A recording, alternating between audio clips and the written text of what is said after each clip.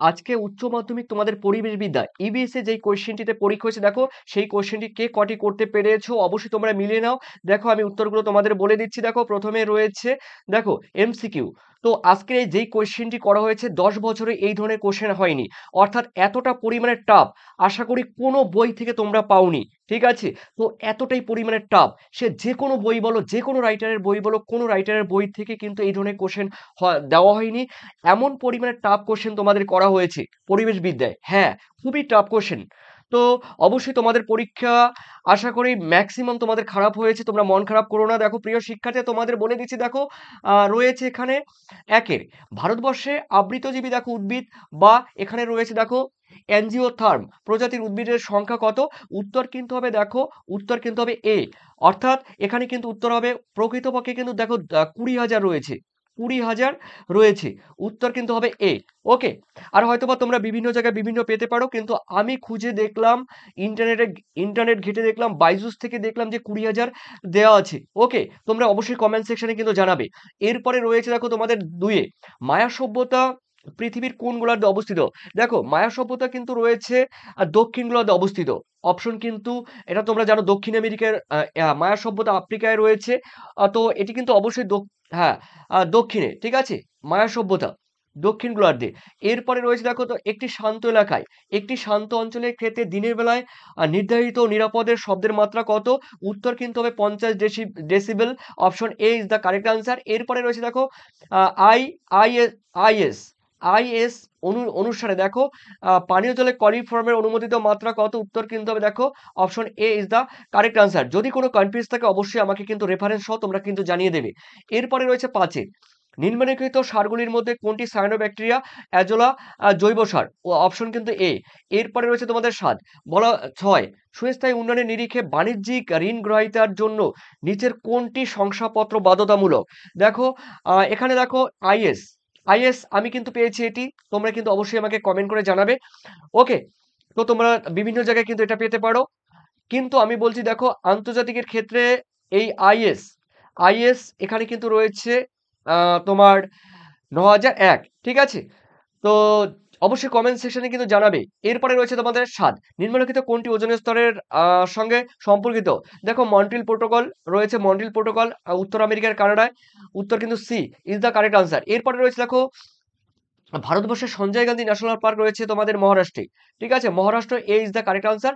এরপরে রয়েছে প্রবাল প্রাচীর ধ্বংসের জন্য দায়ী কোনটি। দেখো সামুদ্রিক দূষণ, সামুদ্রিক দূষণ এ ইজ দ্য কারেক্ট আনসার।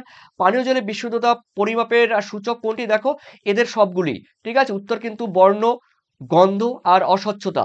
এরপরে রয়েছে দেখো তোমাদের 11 রয়েছে যে প্রক্রিয়ায় কেঁচো কঠিন বজ্র পদার্থ পচন ঘটায়। উত্তর কিন্তু হবে vermi compost, D is the correct answer. এরপরে রয়েছে দেখো 12 রয়েছে 80%। এরপরে রয়েছে দেখো তোমাদের 13 কিছু ধরনের সার আছে এমন। দেখো এগুলো কিন্তু উত্তরে সবগুলি হবে। কিছু ধরনের সার আছে মাটির অম্লতা বাড়িয়ে দেয়, বাস্তুতন্ত্রকে বিনষ্ট করে, মাটির প্রাকৃতিক চক্রকে ব্যাহত করে। এরপরে রয়েছে দেখো তোমাদের 14 14-র মধ্যে রয়েছে ভারতবর্ষ উপজাতি জনগোষ্ঠীর নিজেদের চাহিদা পূরণের জন্য আনুমানিক কত বন্যপ্রাণী ব্যবহার করে। উত্তর কিন্তু হবে দেখো এখানে বন্যপ্রাণী ব্যবহার করে, বন্যপ্রাণী ব্যবহার করে। উত্তর আমি বলবো তোমাদের 14 হবে, উত্তর হবে দেখো 4,000 4,000টি, ঠিক আছে, 4,000টি। আবার কোনো জায়গায় 5,000টিও পাবে, এই দুটোর মধ্যে একটা পাবে। তবে আমি বলবো তোমাদের অবশ্যই অবশ্যই দেখো করবে তোমরা আনুমানিক দেখো এটা করবে 4,000 4,000টি, ঠিক আছে, প্রকৃতপক্ষে 3900 হয়, তার মানে 4,000, অপশন ডি করবে। এরপরে রয়েছে দেখো এত কঠিন কোয়েশ্চেন, এই ধরনের কোয়েশ্চেন বিগত 10-15 বছরে হয়েছে কিনা আমার জানা নেই। আর এই ধরনের কোশ্চেন কোন বইতে আছে, টেক্সট বইতে আছে, স্কুলে টেক্সট বইতে আছে, ইম্পসিবল, টেক্সট বইতেও নেই। এত বাজে জঘন্য কোশ্চেন হয়েছে এবার। এরপরে 15তে রয়েছে উত্তরবঙ্গে হাতির প্রাকৃতিক আবাসস্থলের সংকুচিত হয়ে চা বাগানে রূপান্তরিত হয়েছে কত পার্সেন্ট। দেখো চা বাগানে রূপান্তরিত হয়েছে এটা আমার জানা নেই, ঠিক আছে, তোমরা জানিয়ে দিও। ওকে, এরপরে রয়েছে দেখো তোমাদের 16তে হবে 1956 ভারতবর্ষের রিভার বোর্ডস আইন 1956। এরপরে রয়েছে তোমাদের 17তে রয়েছে দেখো নিম্নলিখিত কোনটি জৈব সঞ্চয় বা জৈব বিবর্ধক বিবর্ধকের জন্য দায়ী? উত্তর দেখো ডিডিটি করে নাও, ডিডিটি করে নাও। এরপরে রয়েছে দেখো তোমাদের 18 শস্য পোকা নিয়ন্ত্রণের ক্ষেত্রে আগাছা নির্মূল করে। দেখো এখানে উত্তর কিন্তু উত্তর এই শস্য পোকার ক্ষেত্রে এটা কিন্তু রাসায়নিক হবে। Option B is the correct answer. এরপরে দেখো সজীব সার প্রয়োগের উপকারিতা কি? দেখো উত্তর কিন্তু সবগুলি হবে। মাটিতে পুষ্টি বাড়ায়, নাইট্রোজেন সংবধন বাড়ায়, সবই হবে। Answer D is the correct answer. এরপর D is the correct answer. এরপরে রয়েছে দেখো 20 সজীব আগাছানাশকের একটি উদাহরণ কি? দেখো মিলেট, সয়াবিন, সূর্যমুখী, উপরে সবগুলি। ঠিক আছে।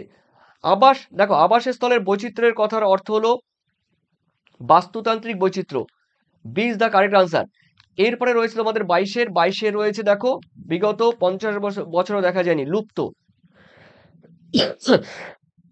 সরি, লুপ্ত। উত্তর কিন্তু হবে লুপ্ত। এ ইজ দ্য কারেক্ট আনসার। এরপরে রয়েছে দেখো তোমাদের ভারতবর্ষে বিপন্ন প্রজাতির স্তন্যপায়ীদের মোট বর্তমানের সংখ্যা কিন্তু 39টি। এরপরে রয়েছে দেখো 19 রয়েছে রেড ডেটা বুক প্রকাশ করা আইইউসিএন। আর এগুলো রয়েছে দেখো তোমাদের এসসিকিউ গুলো দেখে নাও। দেখো এসসিকিউ রয়েছে মাইক্রোরাইজা কাকে বলে, শস্য পোকার রাসায়নিক নিয়ন্ত্রণ কি, এগুলো তোমাদের দেখো এসসিকিউ। এগুলো যেগুলো তোমাদের সামনে উপস্থাপন করছি এগুলো কিন্তু তোমাদের এসসিকিউ কোশ্চেন। ঠিক আছে, দেখে নাও। আর ব্রড কোশ্চেন পুরো চটকে দিয়েছে, একদম জঘন্য কোশ্চেন করেছে। যদিও এই ধরনের কোশ্চেন, এই কোশ্চেন কিন্তু আমার বইতে কিন্তু রয়েছে। দেখো এই যে সুস্থায়ী সমাজ গড়ে সুস্থায়ী অর্থনীতির অর্জনের জন্য, এগুলো কিন্তু আমার বইতে রয়েছে। সুস্থায়ী উন্নয়ন বা টেকসই উন্নয়নের মধ্যে সম্পর্ক কি? দেখো পুনর্নবীনীকরণযোগ্য সম্পদের সুস্থায়ী ব্যবহার বলতে কি বোঝো? দেখো এই কোশ্চেনটি কিন্তু আমি আমার বইতে আছে, কিন্তু ঘুরিয়ে দিয়েছি। ঠিক আছে। এরপর সুস্থায়ী উন্নয়নের জৈব ও অর্থনৈতিক এবং সামাজিক ভূমিকা কি, এটাও কিন্তু রয়েছে।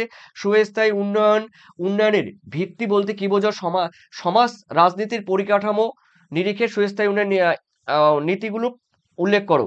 এরপরে রয়েছে দেখো পরিবেশ দূষণ এবং জীববৈচিত্র্য ক্ষতি সাধন কাকে বলে। এরপরে রয়েছে দেখো বন্যপ্রাণী ব্যবসার, এগুলো আমার বইতে এটাও আর রয়েছে। ভারতবর্ষে মহা জীববৈচিত্র্য দেশ বলা হয় কেন, এটাও রয়েছে।